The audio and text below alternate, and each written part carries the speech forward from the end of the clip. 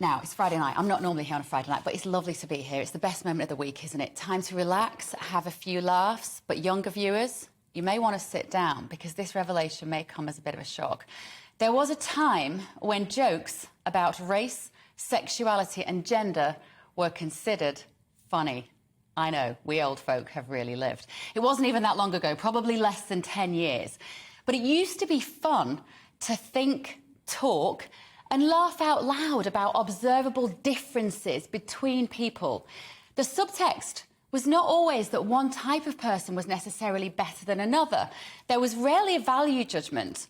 We were just allowed to recognise difference, whether it was between men and women, races, the mother-in-law, the Irishman, the barmaid. Observable difference was worth noticing and laughing about. You know those mates who affectionately hold a mirror up to your idiosyncrasies, the ones who take the mick out of your hair or your new trainers? It was that sort of humour, but on TV, pointing out distinction without callousness, harmless reflections rooted in natural human fascination.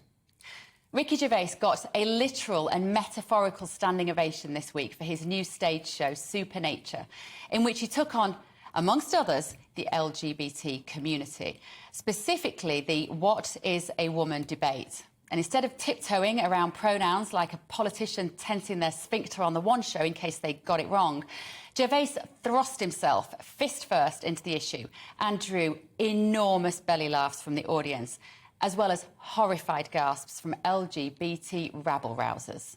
Organisation GLAAD described his set as a graphic, dangerous, anti-trans rant masquerading as jokes.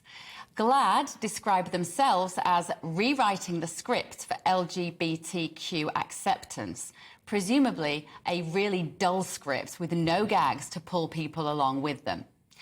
Laughter is a universal human characteristic. It forms bridges that bring people together.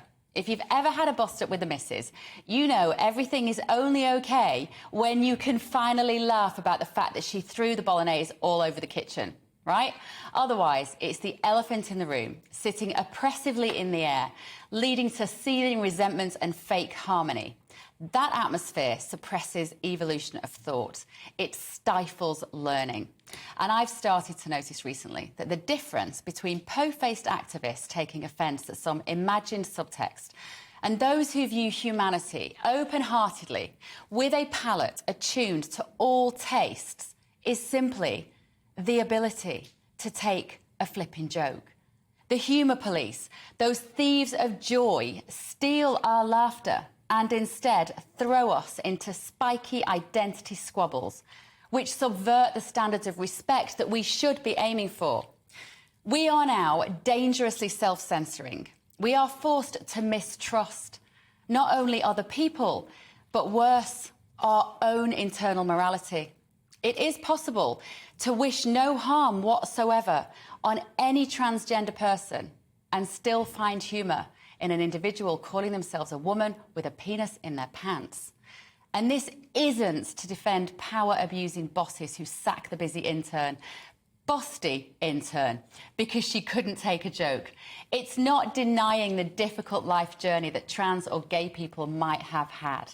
I am not advocating unkind finger-pointing. But fear of the comedy constabulary transforms every one of us into judges, passing verdicts on what is appropriate, when what makes you giggle is entirely an individual concern. We grow to fear expressing opinions outside of insular groups.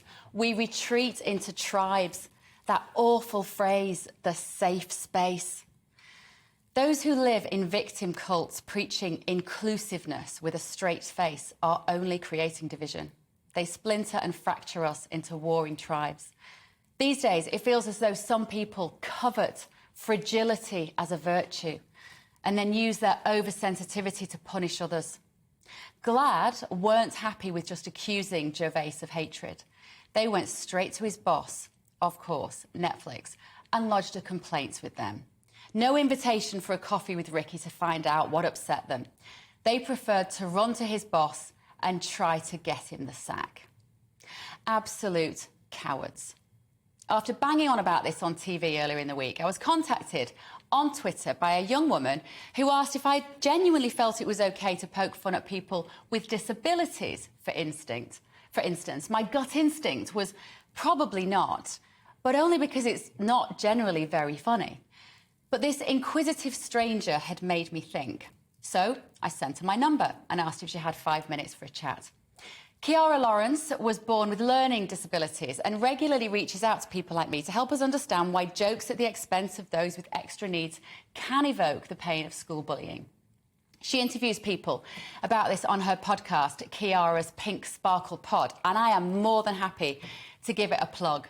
We both agreed that Channel 4's The Last Leg, a comedy show against the backdrop of disability, is one of the cleverest, funniest shows on TV.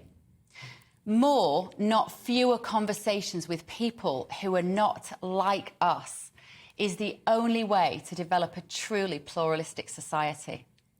We were moving on from nudging a person by their sexuality, gender or skin colour, but now, hung up on identity politics, which reduce a person from their character to the melanin in their skin, the pronoun they prefer, or the person they wish to have sex with, feels like a backward step. In a world without prejudice, shouldn't these characteristics be less relevant, not more? And shouldn't we be free to laugh at one another because we are all ridiculous in some way and still be friends in the morning? Social justice warriors need to toughen up and learn to take a joke.